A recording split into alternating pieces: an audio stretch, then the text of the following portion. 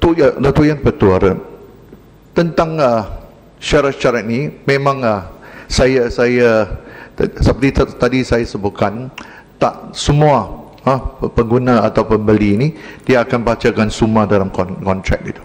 Sebab itu, dan selalu kontrak ini semua dalam bahasa Inggeris dan bukan semua yang fasih dalam bahasa Inggeris. Sebab itu satu keyakinan dan percayaan telah di antara pembeli atau pengguna ini dengan pembekal atau penjual. Sebab itu satu kontrak yang munasabah atau yang adil ini amatlah penting. Dan tentang periklanan, saya juga ingin bangkit dari perkara ini. Saya ingat apa yang dibangkit oleh atau disentuh oleh Yang Muhammad Rembau amat tepat. Saya ingin berikan satu contoh.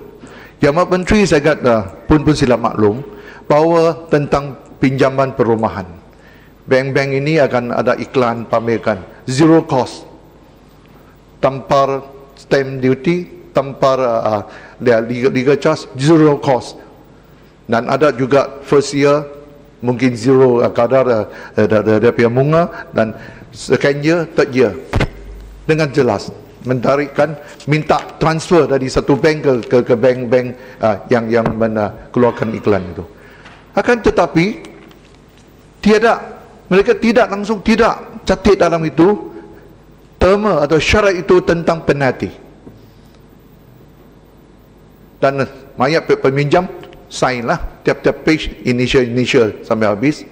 Tiba-tiba jika dia perlu jualkan harta benda atau rumah itu, atau dia perlu transfer kepada anak, atau dia meninggal, baru bank akan tunjukkan satu clause dalam itu, sebelum 5 tahun jika nak bayar habis atau nak selesaikan tidak boleh. Jika nak selesai begini kena bayar pampasan, mungkin 10,000, 20,000 atau dengan satu kadar yang tertentu. Ini langsung tidak semasa dijelaskan, diterangkan kepada pembeli atau peminjam. Sebab itu saya anggap satu institusi yang besar seperti bank, dia pun akan gunakan keraguan atau sengaja ditepikan syarat-syarat yang mengikatkan dengan iklan yang dikatakan. Sebab itu yang tadi saya katakan, term and condition apply. Macam kita sekarang katakan kita sokong ini dengan term and condition. Yang Muhammad Menteri mesti tanya saya, apakah term and condition? Tapi adakah pengguna diberitahu apakah itu term and condition apply? Saya harap kontrak ini kita perlu timbangkan. Bolehkah kementerian ini buat satu kajian, adakan satu standard syarat-syarat yang terikat dengan semua kontrak yang akan disebenarkan oleh pengguna dengan pembekal.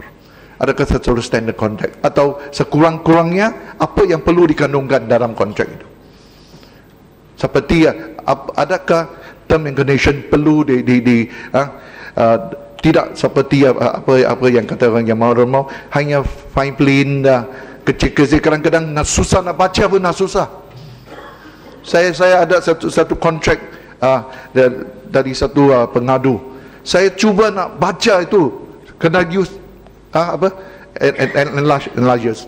Sebab itu tak nampak dengan printing yang teruk dan yang kecil sangat berbanding dengan macam huraian kita kecil sikit lah, tapi tak sebegitu. Sebab itu saya minta Yang Menteri, saya setuju bahawa kontrak itu demi kepentingan pengguna, kita perlukan satu kontrak yang adil. Dan bagaimana jika dalam pindahan akta ini masih tidak cukup, apakah kita dapat tambah supaya, atau dalam menteri semasa untuk pelaksanaan ini dapat membuat lagi regulation untuk menyempurnakan ini kontrak ini, atau satu contoh kontrak yang standard boleh diintroducekan supaya pihak-pihak pembekal perlu mengamalkan. Yang akhir, satu perkara yang saya ingin bangkit, iaitu tadi tentang testimoni.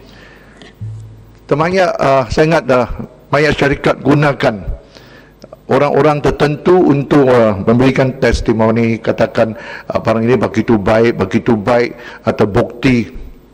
Dan dalam akta ini, bolehkah yang menteri beritahu kepada Dewan ini, dalam akta ini adakah akta ini akan boleh memperkuat kuasa kepada orang-orang tertentu ni, supaya ini akan jadikan satu tekanan atau is a form of tekanan, supaya bukan orang akan dipergunakan untuk mempromosikan item ni, dan tiba-tiba ni barang ini tidak seperti apa yang dipromosikan, bukan hanya nilai dan harga, tetapi mungkin barangkali akan jadi satu penipuan. Sebab itu dengan beberapa perkara yang saya bangkit, saya ucap terima kasih. Terus speaker.